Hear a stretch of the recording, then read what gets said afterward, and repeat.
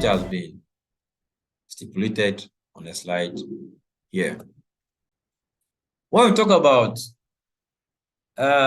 particular average versus general average, they are all type of losses. Okay, they are all type of losses.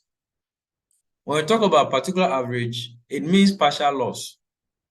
Okay, you are only losing parts of the insured subject matter insured. You didn't lose all the goods or all the consignment. And when there is a partial loss, then it means that when the partial loss caused by a peril against, in which it is not a general average. In other words, the particular average loss of goods is borne entirely by the interested party. The loss must be less than the total, and if it is equal to the total, then they will not be liable for it, because it's a particular average, a part of it.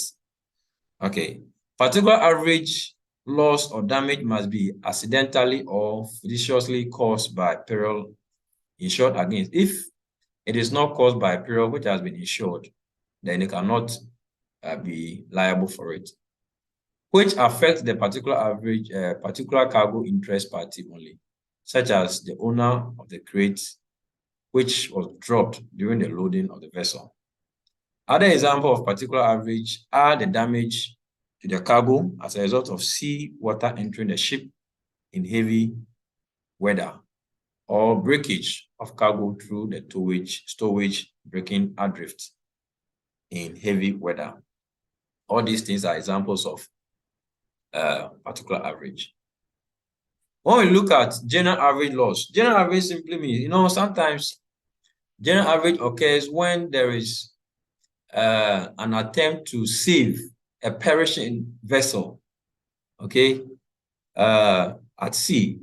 So they actually jettison some of the properties to stabilize the vessel.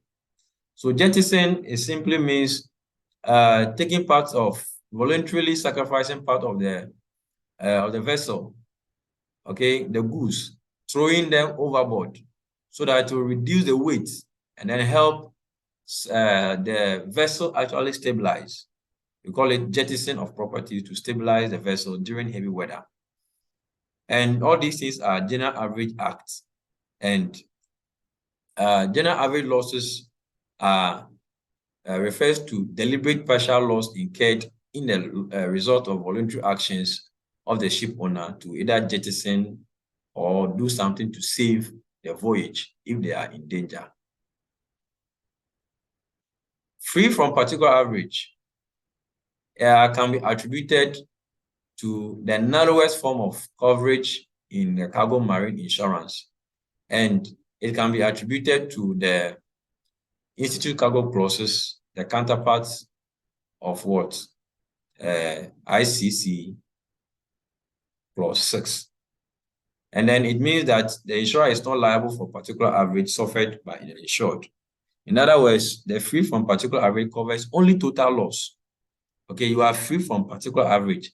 Particular average loss is for only partial loss. But if there is a total loss, then you are free from particular average, and that cannot cover the particular peril. There's a slight difference in respect of coverage between American condition and then the English condition of the free from particular average. So as we have free from particular average, we also have with particular average. So as opposed to free from particular average, with particular average means include partial loss. So free from particular average does not include partial loss, but the with particular average include partial loss. Okay, and it is less inclusive form of average than all risk, but it is more than the free from particular average, and it can be, its counterpart is the institute cargo clause B. Okay, so this ends the lecture on cargo transport liabilities.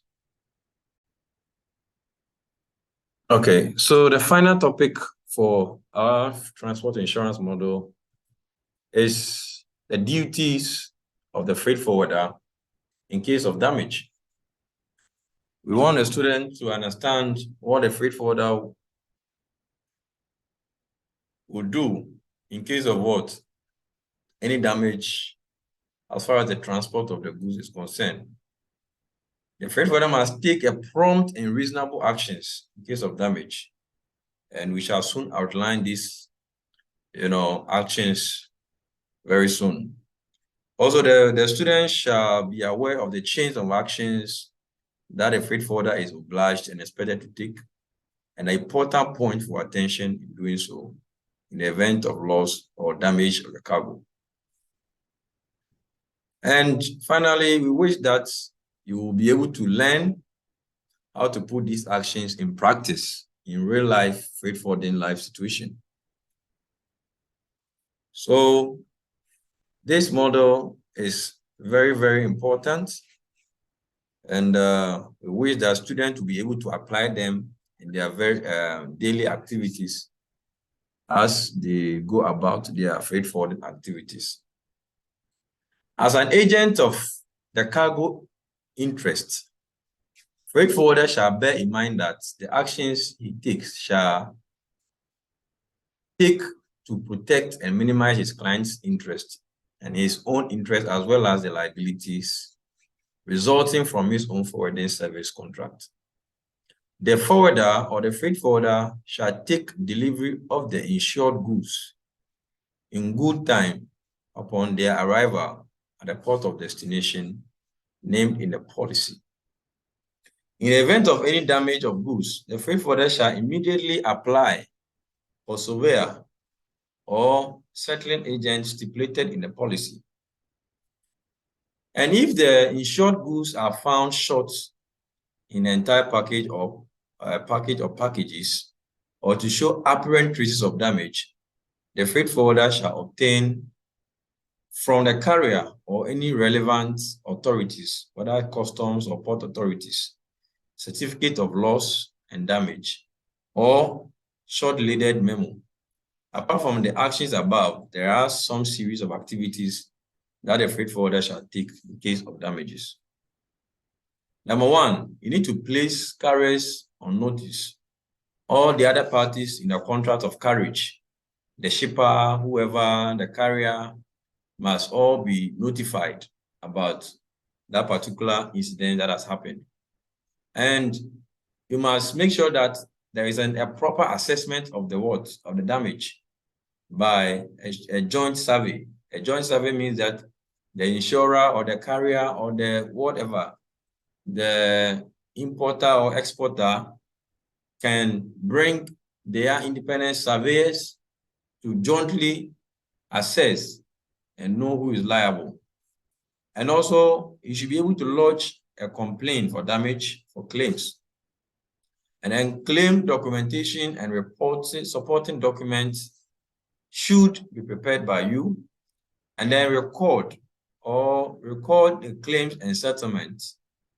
Okay? And then if there is a way you can mitigate loss, you should try as much as possible to do it. And then we look at the issues of what? Contractual time bar. So, like we have mentioned, once the freight forwarder or the consignee discovers damage at delivery, he shall notify the damage of the delivery slip. When the slip is signed, along with noting delivery receipt, it is also vital to place all carriers on notice. And while it is necessary to place the carrier on notice within the time frame, payment from them should never be accepted without first advising the insurance company. You need to be talking to your insurance companies from time to time so that you will not be bribed. Accepting payment from the carrier without notifying the insurance company prejudices the insurance company's right of subrogation and violates the provision of the insurance policy, which may jeopardize the outcome of the claim. So it must be noted.